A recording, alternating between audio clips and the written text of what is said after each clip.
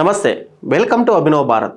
CM ప్రాతినిధ్యం వహిస్తున్న కొడంగల్ నియోజకవర్గం దుద్యాల మండలంలో ఫార్మా కంపెనీ కోసం నిర్వహించిన భూసేకరణ అభిప్రాయం ఏదైతే ఉందో అది నిన్న రసాభాసగా మారిపోయింది.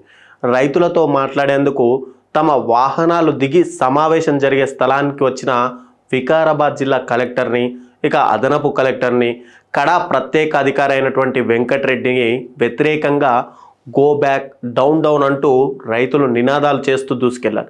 జిల్లా కలెక్టర్ సహా అక్కడికి వచ్చిన అధికారులపైన మీ సమస్య డిమాండ్లు ఏంటో చెప్పండి అని నచ్చజెప్పేందుకు ప్రయత్నిస్తున్నా వినిపించుకోకుండా రైతులు ఆగ్రహంతో ఊగిపోయారు.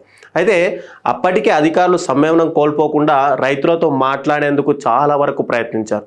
కానీ సమావేశానికి వచ్చిన రైతులు, ప్రజలు ఆగ్రహంతో అధికారులపైన దూసుకొచ్చారు.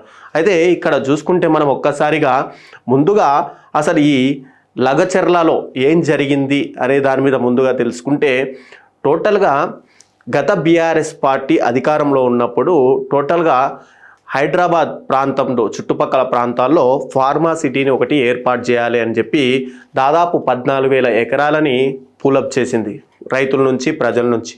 దాంట్లో భాగంగానే ఇక్కడ ఫార్మా సిటీ ఏర్పాటు చేయాలంటూ వివిధ కంపెనీలకు, పారిశ్రామికవేత్తలను కూడా ఆహ్వానాలు వచ్చాయి.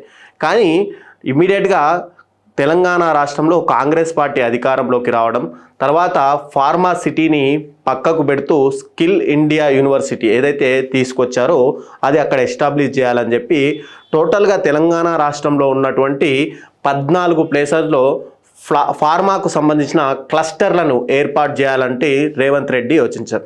దాంట్లో భాగంగానే ముఖ్యంగా ఆయన ప్రాతినిధ్యం వహిస్తున్న కోడంగల్లోని దుద్యాల మండలం ఏదైతే ఉందో ఆ మండల ప్రాంతాల్లో కొన్ని ఊర్లని కూడా సెలెక్ట్ చేసుకున్నారు. ఇక్కడ టోటల్గా చూసుకుంటే కనుక దాదాపు 1376 ఎకరాలు ఇక్కడ ఫార్మా క్లస్టర్కి ఏర్పాటుకు అవసరం ఉంటే అందులో 600 ఎకరాలు ప్రభుత్వ భూమి ఆల్రెడీ ఉంది. మిగతా 776 ఎకరాలని అటు ప్రజల నుంచి, రైతుల నుంచి తీసుకోవాలని చెప్పి కూడా అధికారులు ముందు నుంచి చెప్తే రేవంత్ రెడ్డి కూడా ఆదేశాలు కూడా జారీ చేశారు. అయితే ఇక్కడ మొదటి నుంచి ఆ ఏరియా చుట్టుపక్కల ప్రాంతాలైనటువంటి రైతులు, అంటే లగచెర్ల ఒకటే కాదు, లగచెర్ల చుట్టుపక్కల ప్రాంతాల రైతులు కూడా తమ భూమికి గిట్టుబాటు ధర ఇవ్వకపోవడం, మరోవైపు ఫార్మా కంపెనీ కనుక వస్తే తమకు రాబోయే రోజుల్లో వాటికి సంబంధించిన వ్యర్థాలు బయటికి వచ్చి తమ ఆరోగ్యం దెబ్బతింటుంది అనే ఉద్దేశంతో వాళ్ళు ఇవ్వడానికి కూడా ముందుకు రాలేదు. కానీ ఇక్కడ రేవంత్ సర్కార్ చెప్పింది ఏంటంటే, మొదటగా అక్కడ ఎకరానికి, అంటే నార్మల్గా మార్కెట్ రేట్ విలువ ప్రకారం చూస్తే 60 లక్షల రూపాయలు ఒక ఎకరానికి ఉంది. ఇక్కడ రేవంత్ రెడ్డి ప్రభుత్వం ఏంటంటే ఎకరాకు 10 లక్షల రూపాయలు ఇస్తాము, ఒక ఇందిరమ్మ ఇల్లు కట్టిస్తాము, తర్వాత ఏదైతే ఫార్మా కంపెనీ వస్తుందో ఆ ఫార్మా కంపెనీలో తమ ఉద్యోగాలు, అంటే క్యాడర్ బట్టి, చదువును బట్టి వాళ్ళందరికీ కూడా అందులో వివిధ స్థాయిల్లో ఉద్యోగాలు కూడా కల్పిస్తామని చెప్పింది. దీని మీద మెయిన్గా రైతులు అబ్జెక్షన్ వచ్చింది ఏంటంటే 60 లక్షల మార్కెట్ రేట్ ఉంటే ప్రభుత్వం ఇస్తున్నదేమో 10 లక్షలు. మరోవైపు తమకు జాబ్ల విషయం తర్వాత సంగతి ఎరుగు, ముందుగా అక్కడ నుంచి వచ్చే వ్యర్థాల ద్వారా చుట్టుపక్కల ప్రాంతాలన్నీ కూడా పొల్యూట్ అవుతాయి అని. ఇక ఇందిరమ్మ ఇండ్ల విషయాలకు వస్తే ఆల్రెడీ ఎప్పటి నుంచో అక్కడ నివాసితులు కాబట్టి వాళ్ళందరికీ కూడా ఆల్మోస్ట్ ఆదివాసీలు, లంబాడీలు ఎక్కువ ఉండడంతో వాళ్ళందరికీ కూడా సొంత ఇండ్లు ఆల్రెడీ ఉన్నాయి. ఇక ప్రభుత్వం ఇచ్చిన ఈ ఆఫర్ని వాళ్ళు పెద్దగా పట్టించుకోలేదు. మరోవైపు ప్రభుత్వం నుంచి కూడా రైతుల్ని ఒప్పించే ప్రయత్నాల్లో భాగంగా దుద్యాల మండలానికి సంబంధించిన శేఖర్ అనే మండల అధ్యక్షుడు మొదటగా లగచెర్ల ప్రాంతానికి ఆల్రెడీ వెళ్ళొచ్చాడు. ఇది నిన్న కలెక్టర్ పైన దాడికి ముందు చూసుకుంటే మనం ఒక్కసారి వెళ్తూ లగచెర్లకు వెళ్తున్న సమయంలో కొంతమంది రైతులు, మహిళలు, గిరిజన మహిళలు, రైతులు అడ్డుకొని తమకు న్యాయం చేయట్లేదు ప్రభుత్వము, కాబట్టి మీరే ముందుండి న్యాయం చేసే విధంగా తగిన చర్యలు తీసుకోవాలని శేఖర్ని విన్నవిస్తే, శేఖరు గతంలో రేవంత్ రెడ్డి అనుచరుడిగా ఉండడం, అక్కడ మా మండలాధ్యక్షుడిగా ఉండడంతో మీరు ప్రభుత్వానికి ఇచ్చేదేంటి, నేనే లాక్కుంటాను మీ దగ్గర నుంచి, మీరు ఇవ్వకున్నా ఇష్టారీతిన బలవంతంగా మీ నుంచి ల్యాండ్ లాక్కునే అర్హత, ల్యాండ్ లాక్కునే అధికారం నాకుంది, నేను ఎవరో మీకు తెలుసా, రేవంత్ రెడ్డి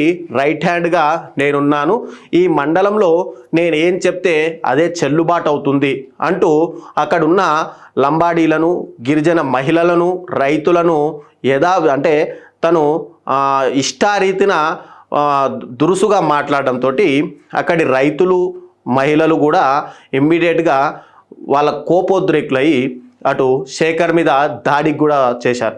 ఆ దాడి నుంచి తప్పించుకునేందుకు శేఖరు అటు గ్రామ పంచాయతీ ఆఫీస్లో దాదాపు 5 గంటల పాటు పోలీసు బందోబస్తు మీద నిరీక్షించాడు. అంటే ఒక్కసారి వాటికి సంబంధించిన విజువల్ చూస్తే గతంలో ఏవైతే శేఖర్ మీద దాడి జరిగిందో ఆ దాడికి సంబంధించిన విజువల్స్ ఇవి.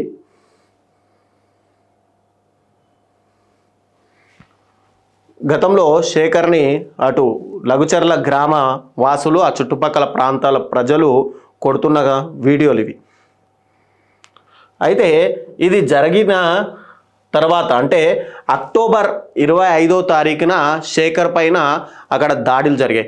ఆ తర్వాత కూడా రైతులు, మహిళలు నిరాహార దీక్షలు చేసుకుంటూ వచ్చు ప్రభుత్వానికి వ్యతిరేకంగా తాము శాంతియుతంగా నిరసన తెలుపుతూ మరోవైపు కలెక్టరేట్కి, సబ్ కలెక్టర్ ఆఫీసుల చుట్టూ తిరుగుతూ, ఎంఆర్ఓల చుట్టూ తిరుగుతూ తమ భూములు అటు అన్యాక్రాంతం కాకుండా కాపాడాలి అంటూ కూడా వాళ్ళు ఎన్నో వినతి పత్రాలు కూడా ఇచ్చారు.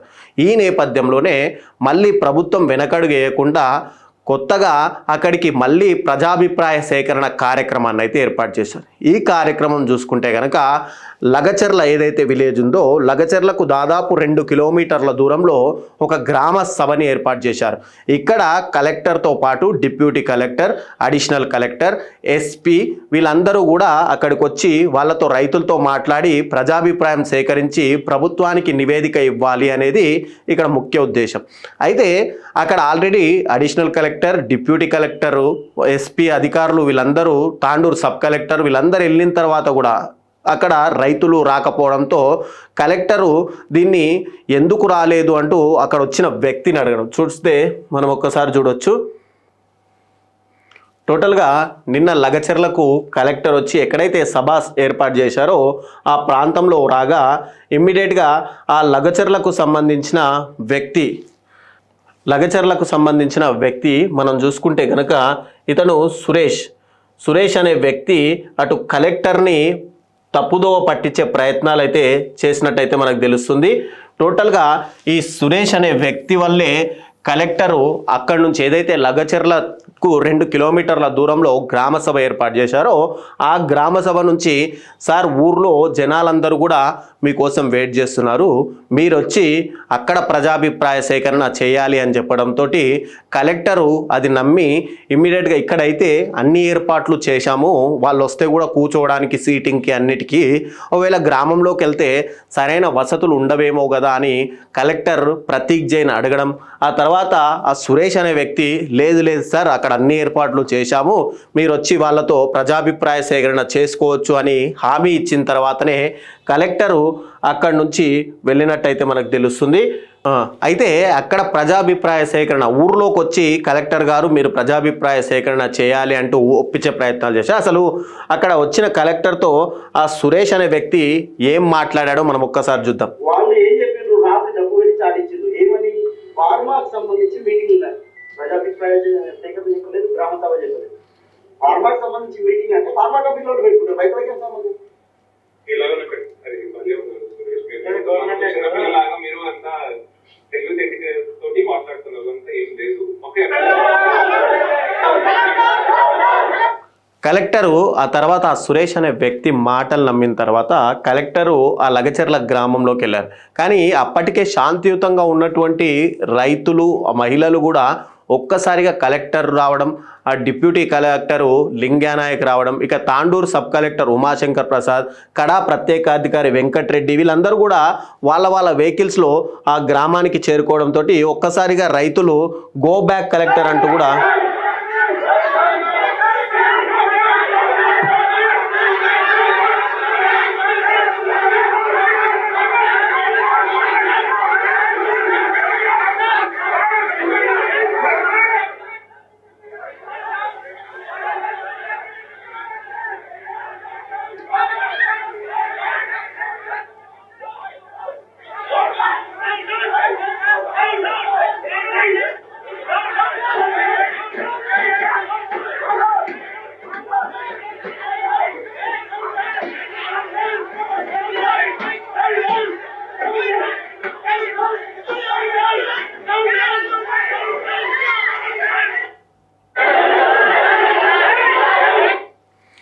కలెక్టర్ పైన ఏదైతే దాడి జరిగిందో దాంతో అప్రమత్తమైన పోలీసులు కలెక్టర్ని ఇమ్మీడియట్గా ఆయన కారులో అక్కడ ఎక్కించి ఆయన్ని ముందుగా ఆయన ప్లేస్ నుండి అక్కడ నుంచి అయితే ముందుకు పంపారు. అప్పటికి కూడా కలెక్టరు చాలా వరకు నచ్చజెప్పే ప్రయత్నాలు చేశారు. మీకోసమే వచ్చాను, నేను మీ అభిప్రాయ సేకరణ చేయడానికే వచ్చాను, దయచేసి మీ ప్రాబ్లమ్స్ ఏమన్నా ఉంటే నాకు చెప్పండి అని చెప్పినప్పటికీ కూడా అటు రైతులు, అంటే ఇక్కడ గొడవకు మెయిన్గా రైతులే కారణమా, లేదంటే రైతుల ముసుగులో ఉన్న ఎవరైనా వ్యక్తులు కావాలని కలెక్టర్ పైన దాడి చేయడానికి అక్కడ ఎవరైనా వాళ్ళని ప్రేరేపించారా అనేది కూడా కాస్త ప్రశ్నార్థకంగా మారింది. ఒక్కసారి మనం ఇక్కడ విజువల్స్ కూడా చేసుకోవచ్చు. కారు కలెక్టర్ ఎంటర్ అయ్యేటప్పుడే అప్పటికి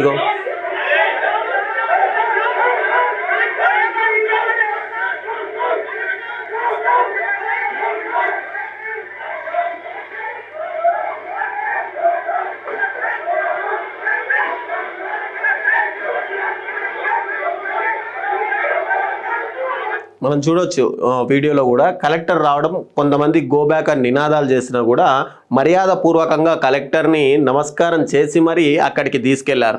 తమ బాగోగులు చూడడానికి వచ్చారు, తమ ప్రాబ్లమ్స్ వినడానికి కలెక్టర్ వచ్చాడని కొంతమంది అక్కడ వాళ్ళ ప్రాబ్లమ్స్ చెప్పుకునే ప్రయత్నాలు చేసినా కూడా కొంతమంది ఇక్కడ ఈ వాతావరణాన్ని ఉద్రిక్తంగా చేసే ప్రయత్నాలు కూడా చేశారు.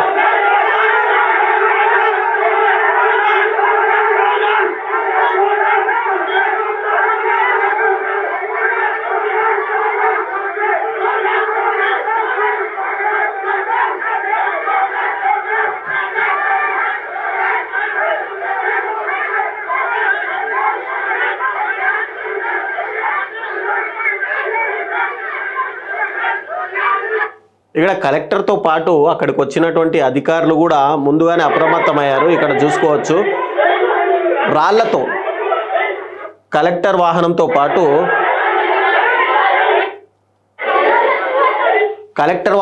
పాటు అక్కడికి వచ్చిన ఆర్డీఓ, మరోవైపు కడా యొక్క చైర్మన్ కావచ్చు వెంకటరెడ్డి, వీళ్ళందరిపైన కూడా దాడులు చేశారు. ఒకసారి మనం విజువల్లో చూడవచ్చు.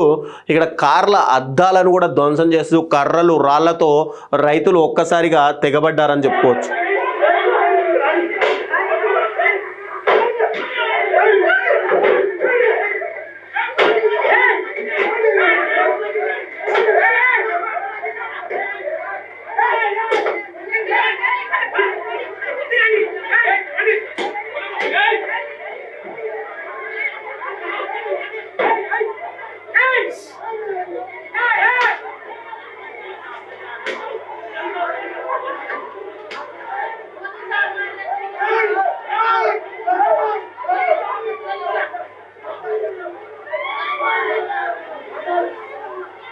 విజువల్స్లో చూడవచ్చు మనం, కడా చైర్మన్ ఎవరైతే ఉన్నారో వెంకటరెడ్డి అనే వ్యక్తిని అటు రైతులు తరిమితూ వెళ్ళగా అతను వాళ్ళ నుంచి తప్పించుకునే ప్రయత్నాల్లో భాగంగా పొలాల గట్ల వెంబడి కూడా పరిగెత్తితే అక్కడ కూడా రైతులు వదలకుండా అతన్ని కొట్టే ప్రయత్నాలు చేశారు. చివరికి ఆయన ఆ రైతులు వెంబడిస్తుంటే పరిగెత్తి సొమ్మసిల్లి అటు పొలాల్లో పడిపోగా ఇమ్మీడియట్గా అక్కడికి డిఎస్పీ అయినటువంటి వ్యక్తి కూడా, డిఎస్పీ క్యాడర్ వ్యక్తి కూడా వెంకటరెడ్డికి భద్రతగా వెళ్ళి ఆయనకు కూడా కాస్త రైతుల రాళ్ల దాడిలో కాస్త దెబ్బలు కూడా తగిలాయి.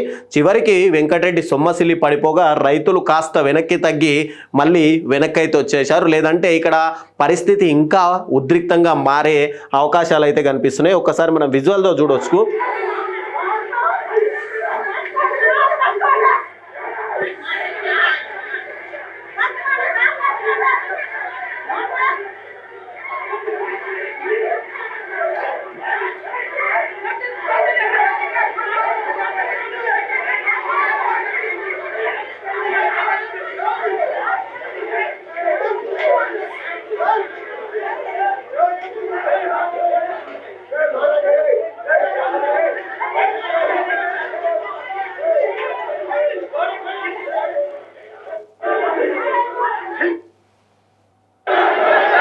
చూడొచ్చు నిరసన దీక్షల గురించి మనం చూడొచ్చు.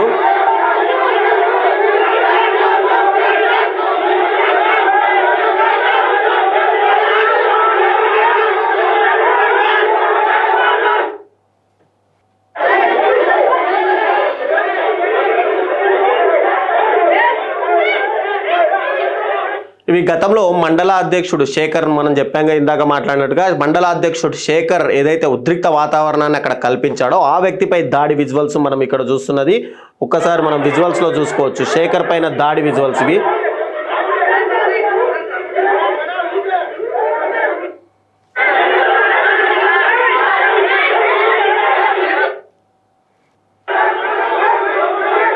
ఇది కలెక్టర్ విజువల్స్. తర్వాత కలెక్టర్ పైన దాడి జరిగిన తర్వాత కలెక్టర్ ఇమ్మీడియట్గా మళ్ళీ కలెక్టరేట్కి ప్రత్యేక వాహనంలో కలెక్టరేట్కి వెళ్ళిన తర్వాత ఏదైతే కలెక్టర్ మీద దాడి జరిగిందో ఆ దాడికి నిరసనగా అక్కడ ప్రభుత్వ అధికారులు కావచ్చు, ప్రభుత్వ కార్యాలయంలో కలెక్టర్ కార్యాలయంలో పనిచేసిన వ్యక్తులు కూడా తాము నిరసన దీక్షలు చేస్తామంటూ రోడ్లపైకి రావడంతో కలెక్టర్ కూడా ఒక్కసారి వాళ్ళందరికీ కూడా నచ్చజెప్పే ప్రయత్నాలు అయితే చేశారు. ఆ విజువల్స్ మనం ఒక్కసారి చూసుకుంటే కనుక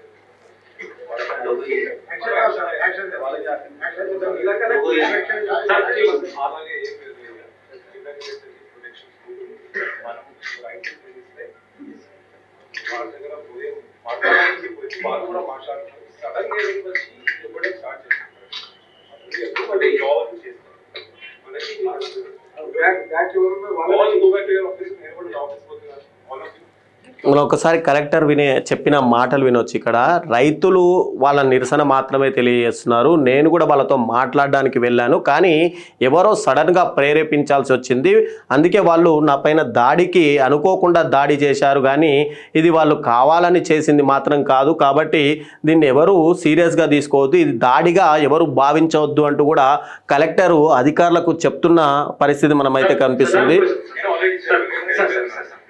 సార్ అక్కడ జరిగిన దాడి గురించి చెప్పండి, అసలు ఏం జరిగింది సార్?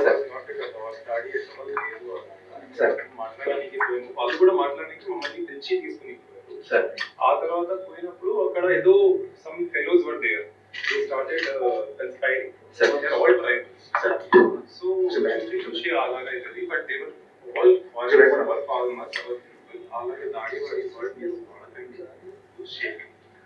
సార్ అసలు ఏం జరిగింది సార్? అక్కడ పోలీస్ బందోబస్తు ఉంది, బందోబస్తు ఉన్న తర్వాత కార్యవాహి చేస్తారు, వాళ్ళు కార్యవాహి చేస్తారు.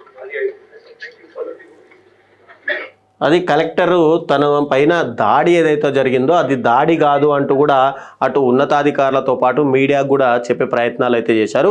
మరోవైపు ఏదైతే కలెక్టర్ పైన నిన్న అటు రైతులు ఏదైతే దాడులు కొనసాగించారో దానికి సంబంధించి చూసుకుంటే కనుక ఇప్పటికే కోడంగల్ ఏదైతే కాన్స్టిట్యున్సీ ఉందో అదంతా కూడా కాస్త ఉద్రిక్తంగా మారిందని చెప్పుకోవచ్చు.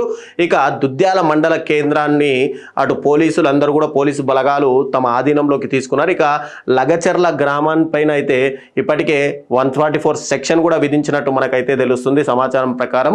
ఇప్పటికే అక్కడ టోటల్గా దుద్యాల మండల కేంద్రంలో ఇంటర్నెట్ సదుపాయాన్ని కూడా కట్ చేసి 52 మందికి పైగా ఇప్పటికే అరెస్ట్ చేశారు. వాళ్ళందరిపైన కూడా ఎఫ్ఐఆర్లు నమోదు చేశాము అంటూ కూడా అటు కోడంగల్కి సంబంధించి డిఎస్పీ కూడా తెలియజేశారు. ఇక టోటల్గా చూసుకుంటే మనం అక్కడ వాతావరణం చూడొచ్చు. పోలీస్ స్టేషన్ దగ్గర ఎవరైతే దాడిలో పాల్గొన్నారో వాళ్ళందరినీ కూడా అరెస్ట్ చేసి పోలీస్ స్టేషన్లకు అయితే తరలించి వాళ్ళందరిపైన కూడా ఎఫ్ఐఆర్లు కూడా నమోదైతే చేస్తున్నారు. వాళ్ళందరిపైన ఎఫ్ఐఆర్లు కూడా నమోదు చేస్తున్నారు. ఇక టోటల్గా చూసుకుంటే మనం చూడొచ్చు లగచెర్లలో ఆల్రెడీ భద్రతా బలగాలు కూడా ఆల్రెడీ చుట్టుముట్టేసినాయి.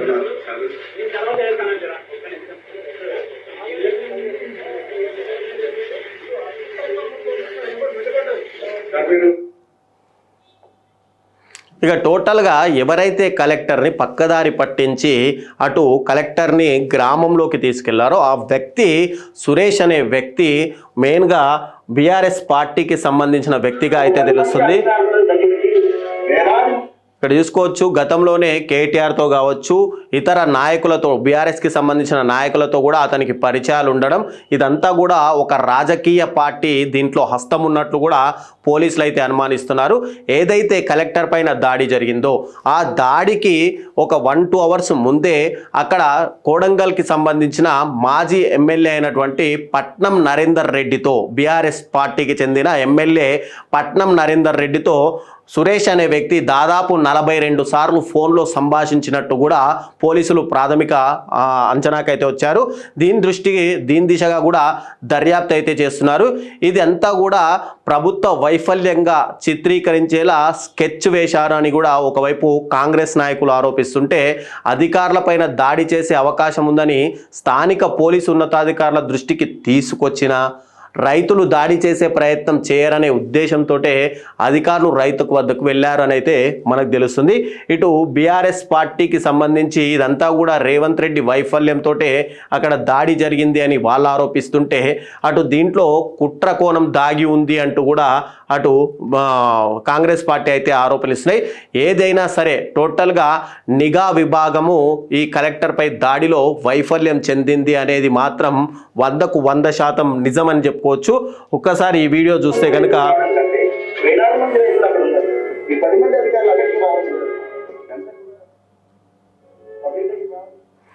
టోటల్గా చూసుకుంటే కనుక ఈ బీఆర్ఎస్ పార్టీ టోటల్గా కార్యక్రమాల్లో కూడా ఈ సురేష్ అనే వ్యక్తి ప్రముఖంగా ప్రతి పార్టీ మీటింగ్లోనూ అటు ఎమ్మెల్యే పట్నం నరేందర్ రెడ్డి వెనకాల ప్రముఖ అనుచరుడుగా తిరుగుతున్నాడని కూడా పోలీసులు అయితే ప్రాథమిక నిర్ధారణకు కూడా వచ్చేశారు.